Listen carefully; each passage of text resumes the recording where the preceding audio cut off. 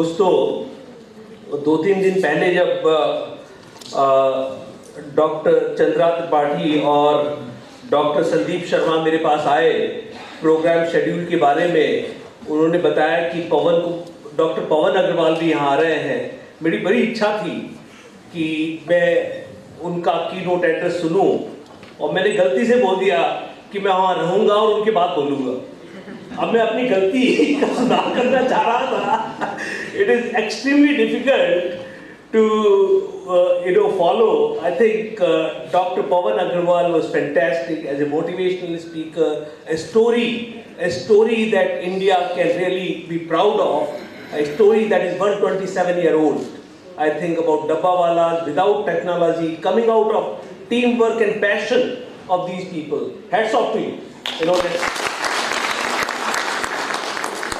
And of course, you have put me in a very difficult spot. Okay. Now, normally, last speaker has a problem because everything that he or she wants to say has already been said before. But I can say for sure that I have no such problem, because what I'm going to tell you today is something new that has not been spoken of so far in this workshop in so much of details, though people have touched upon the issue of food and food hygiene and sanitation. But what I'm basically going to share with you is something that may be new to many of you, if not all of you.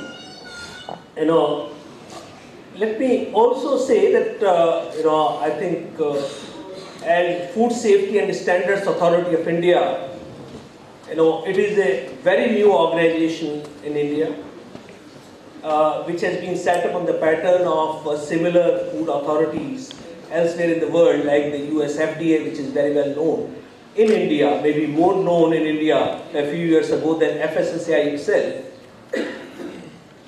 And therefore, it is a matter of proud privilege for me to share this dice with Dabbawalas, 127-year-old organization, Indian Oil, Indian Railways, GAIL, and even this Association of Environmental and Occupational Health, which is celebrating 70 years of its existence. I think this is a really very proud moment for a young organization like FSSAI to be on this dice, sharing the dice with you all. Thank you very much for giving me this opportunity.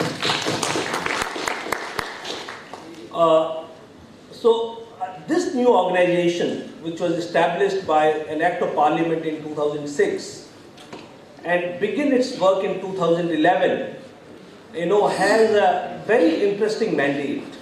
The mandate of this organization is to ensure safe and wholesome food for all our citizens. Safe and wholesome food. Wholesome would mean nutritious food. And when I joined this organization a couple of years back, I thought this is an impossible task.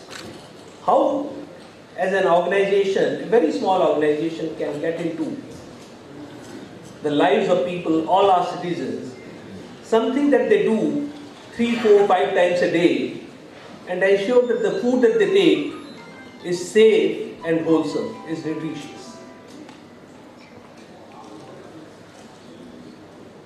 Now, I will just share with you that what FSSAI does to ensure safe and nutritious food for our citizens.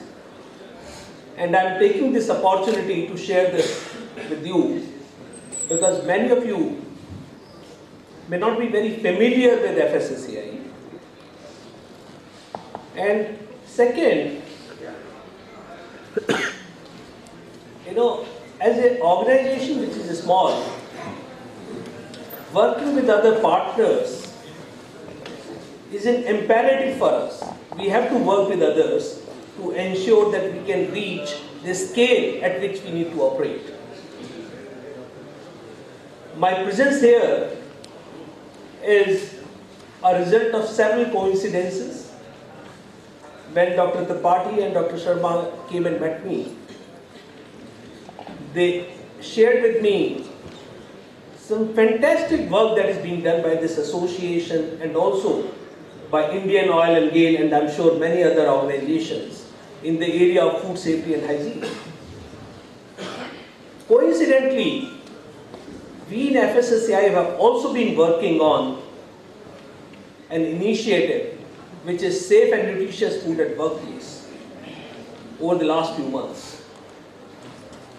This is an initiative which is a part of our initiatives to ensure safe and nutritious food for our citizens, our social and behavioral change initiatives touching lives of our citizens wherever they are, whenever they are. Safe and nutritious food at home, safe and nutritious food at school, safe and nutritious food at workplace, safe and nutritious food on the go when you are eating out, street food, restaurant, hotels, or even safe and nutritious food in workplaces.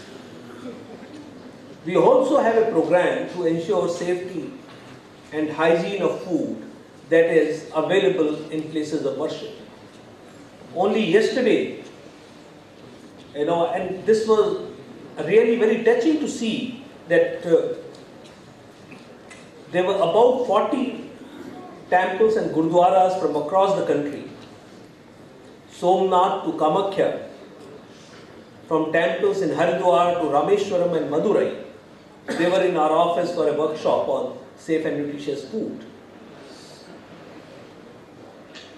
So these initiatives, as obviously they are still, in infancy, many of them have the resource material and the websites and social media presence already, but obviously the scale of the nation is so large that it will require partnership. And I will basically say that one of the reasons why I accepted this invitation was that I saw in this association a valuable partnership to reach our initiative of safe and nutritious food at workplace to all of the workplaces in the organized sector to begin with, and then slowly and gradually across the workplaces in MSME sector, in our other institutions and organizations across the country. So this was one of the selfish motive of my presence here. It is also a matter of coincidence that apart from this huge and wonderful coincidence that I share name with Dr. Pawan Agarwal, and I thought I'll have the benefit of rubbing rubbing shoulders with him and get benefit of some confusion because he's a celebrity, I know, and so we have a national street food festival going on just next door. And National Street Food Festival, we have joined hands with National Association of Street Vendors of India, a nationwide association of street vendors that brings the street food from across the country in one place to give Delhiites a unique culinary experience. We started associating with this festival since last year. This year we have added a few more elements to this festival. One element was to introduce the organic food bazaar. The organic food is something that we have begun to regulate, and from 1st of July those regulations will come into effect. And we thought it is a good opportunity to basically have an outreach of those standards to the citizens of Delhi and to all our citizens in the nation through this event. We also have a Legends Corner, wherein some of the street food vendors I'm sure many of you must be aware that Bareilly to Lucknow to Aligarh to Mathura, Madurai, there are a few street food vendors who are legends in their own areas.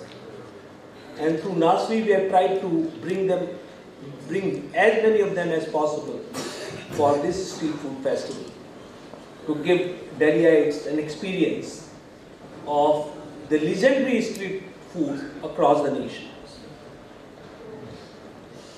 But again, the motive of FSSAI here is to connect to street food vendors in order to work with them to improve their standards. I'm giving you this background for a reason.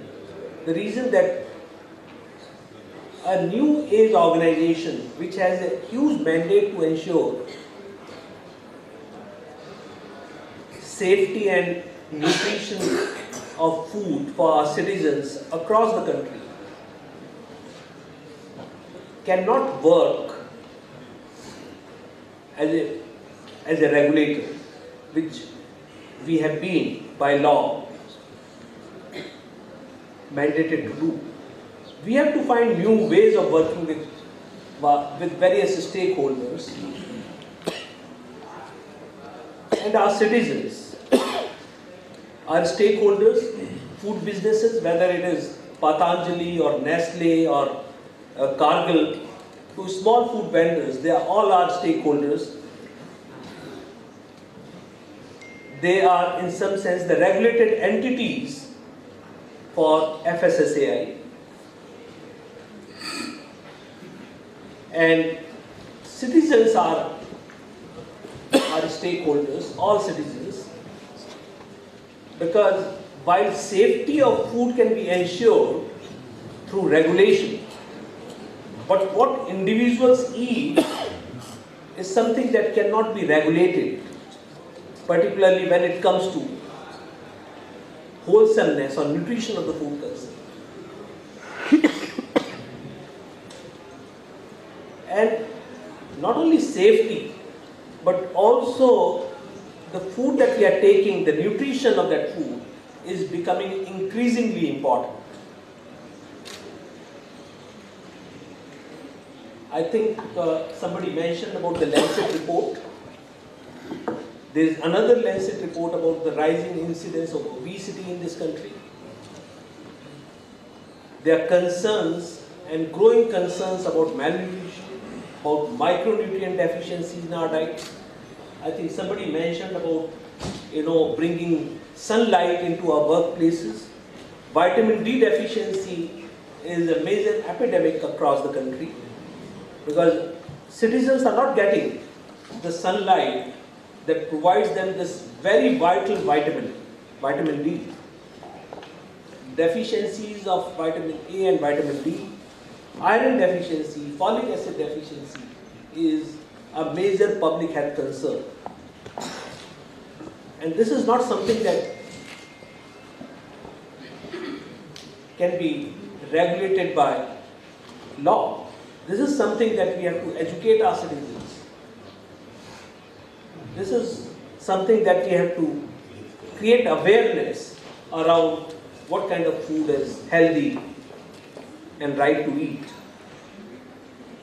There is also growing concern about obesity, as I mentioned before, rising incidence of non-communicable diseases.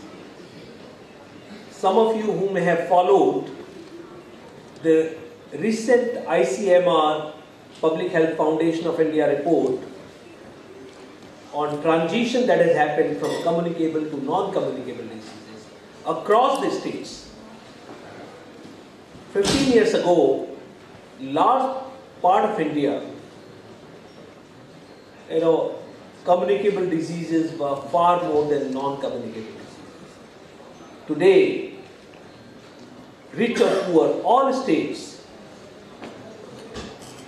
they have greater burden of non-communicable diseases, heart diseases, diabetes, and this is all because what we are eating today is less healthier than what we were eating 15 years ago. Because the baseline that was there for this study was 2015, was 1990, and the current study was looking at numbers in 2015. I think as country's food authority, this role of ensuring safe and wholesome food for our citizens is becoming increasingly complex and increasingly difficult to achieve, which requires participation of all stakeholders, including those of you who are sitting in this room here today. Now I'll take you through that, how does FSSAI actually ensure standards? What are the instruments for FSSAI, for the country's food regulator, to ensure standards in the food that one gets in the marketplace? It begins by FSSAI setting standards of food. And of course, the variety of food that one gets in the country is huge. So there are vertical standards, which are compositional standards of food, but there are only a few hundred of such compositional standards. Most of the safety is about horizontal standards. Horizontal standards are maximum residue levels of pesticides, heavy metals, aflatoxins, antibiotic residues, which are becoming an area of major concern. Microbial standards for food. So these are horizontal standards, and so these standards are set through a consultative process in which we involve the country's science and research organizations to deliberate on the risks and exposures and likelihood of diseases and illnesses that may arise if the exposure is more than a certain limit, and fix those standards. We also look at standards which are internationally available. There is something called Codex Alimentarius Commission, which is a joint body of Food and Agriculture Organization and WHO that sets international standards, and most of the Indian standards are benchmarked to that, except in a few cases where Indian situation is somewhat different from prevailing in other countries, and where we have standards different from the international standards. Then the businesses are expected to follow those standards voluntarily. And if those standards are not followed, then there is a full enforcement machinery. Unfortunately, unlike the rest of the world, where for food safety enforcement, there are thousands. In fact, in the US, there are about 35,000 people in the federal government that looks after food safety inspection. In India, in FSSAI, we have 300, and we have no inspectors. So we largely rely on inspectors or the food safety officers in the state government, and that too is just 3,000. So obviously, the capacity to enforce is extremely limited. Of course, we have been persuading the government, the national government and the state government, to increase the manpower both in the FSSAI and the state food safety commissioners in the states. But we are also aware of the fact that we may not get the numbers that we actually require to ensure same kind of inspections that are done in US or Canada. Canada, which has 3-4% of India's population, in the federal agency, they have 4,000 inspectors. So I think the FSSAI therefore has to find new ways of ensuring. And those new ways of ensuring compliance are digital compliance. We have matrices. Our inspectors use mobile devices to inspect the premises and check whether those parameters are being met or not. We have to do much more with much less. And obviously, the food safety ecosystems in other countries did not have the benefit of technology. They are legacy systems. So in some ways we have an advantage over Canada, US and even Europe, that we can use technology very effectively and perhaps give similar level of compliance satisfaction to our citizens as the rest of the world. We have also used another tool to improve compliance of food standards by our food businesses. That is something unique, as we all recognize the fact that if internal capacities of the food businesses is good, then they will comply with food standards. In most cases, they are not complying with the standards for safety and hygiene because they are not even aware of it. So we have launched a massive program for training and capacity building of food handlers and food safety supervisors in food businesses. And that program is being run with almost no expenditure from FSSAI. We have created a new ecosystem which is largely driven by the private sector training providers. Or training providers, they have a revenue model in it. These training programs are often 1 to 3 days time. They cost 1,000, 1,500, 2,000 rupees. And the food businesses or the food handlers themselves are able to bear that cost. As we speak today, in a matter of last few months, we have been able to create 100 training providers who are providing these training programs for food handlers and food safety supervisors across the country.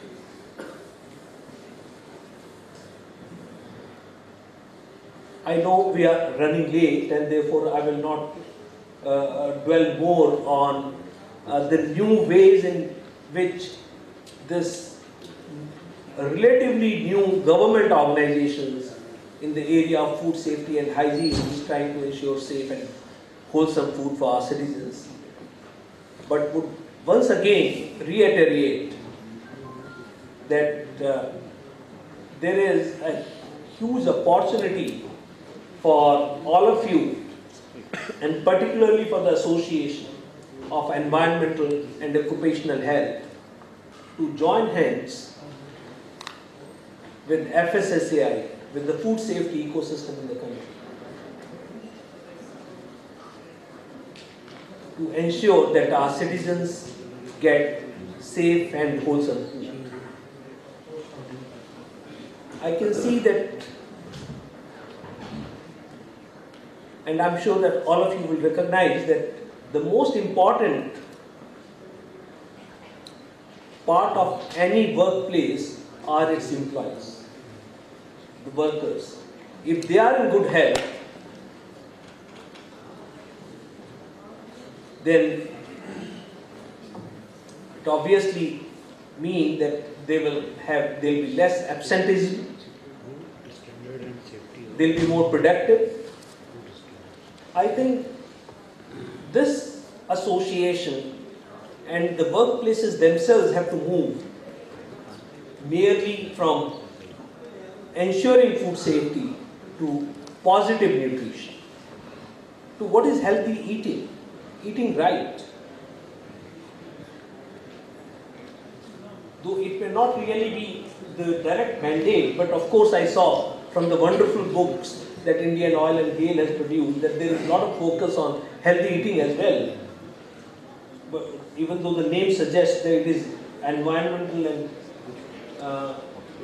occupational occupational health and maybe the safety aspect, but I think positive nutrition, nudging our citizens to eat right is so important. And since many of us in the workplaces, they spend 2/3 of our waking lives in the workplaces. So not only nudging them to eat right and eat safe in the workplaces, but also when they go home or when they eat out. I think this forum can play an extremely important role in ensuring that our citizens eat safe, they eat right. And this is perhaps